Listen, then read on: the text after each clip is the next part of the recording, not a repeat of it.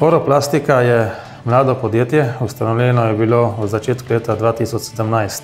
V tem trenutku smo fokusirani predvsem na avtomobilsko industrijo.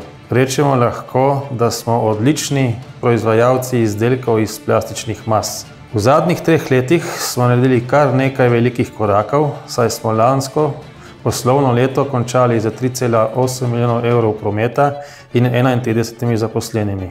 Za proces trajnostne transformacije smo se odločili predvsem zaradi okoljskega vidika. In sicer pri nas se v proizvodnem procesu pojavlja kar veliko odpadnega materijala.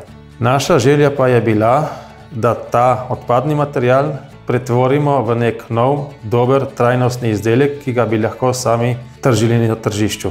Podjetje Oroplastika je tudi glede kadrov zelo mlado podjetje. Povprečna starost v našem podjetju je 36 let. To pomeni, da bodo naši kadri se izobraževali, rasli. Konec koncev tudi z vidika samih kupcev to pomeni, da se zelo hitro lahko odzivamo na razne zahteve in konec koncev smo tudi zelo fleksibilni.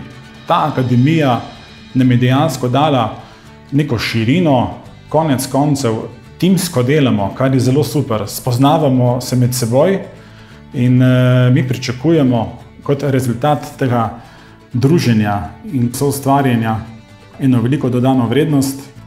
Se pravi, da bomo vedno bolj uspešni tudi pri pridobivanju novih poslov in konec koncev tudi pri samem poslovanju podjetja, tako da bodo tudi ljudje v podjetju zadovoljni. Ja, pri procesu akademije je v bistvu najbolj zanimiva stvar, da je v naše okolje prišla naša mentorica, gospa Fink, in nam je odprla eno novo stališče, nov pogled na stvari in to je prineslo eno novo energijo v naše podjetje. Ugotovili smo, da smo v bistvu bolj povezani, kot smo si sami na začetku predstavljali in upam, da bomo iz vsega tega izvlekli nekaj res dobrega za nas in predvsem za podjetje, seveda. Na Akademiji trajnostne transformacije smo spoznali nove priložnosti, ki jih bomo v bodoče vpeljali v proizvodnjo. Zaposlene bomo v proces trajnostnega razvoja podjetja vpeljali z delavnicami, tedenskimi sestanki ter motivacijo in pogovori na dnevni ravni vodili, da osvojijo dogovorjene vrednote podjetja.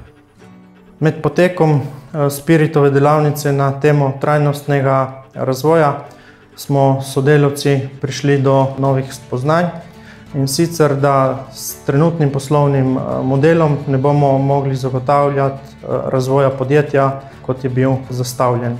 Na delavnicah smo preko burne razprave prišli do zaključka, da potrebujemo nov model in novo strategijo.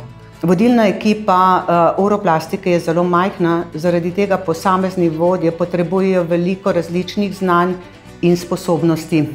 Nadaljnji razvoj Oroplastike bo slonel na novem trajnostnem modelu, v katerega smo vključili razvoj novih izdelkov in tudi razvoj trgov. Zato bo podjetje potrebovalo tudi nove kompetence zaposlenih in tudi pridobiti nove kadre. Celotno strategijo smo zasnovali na jasnem poslanstvu, na ambiciozni viziji in pa tudi na izjemno močnih vrednotah podjetja, ki so jim zavezani vsi zaposleni.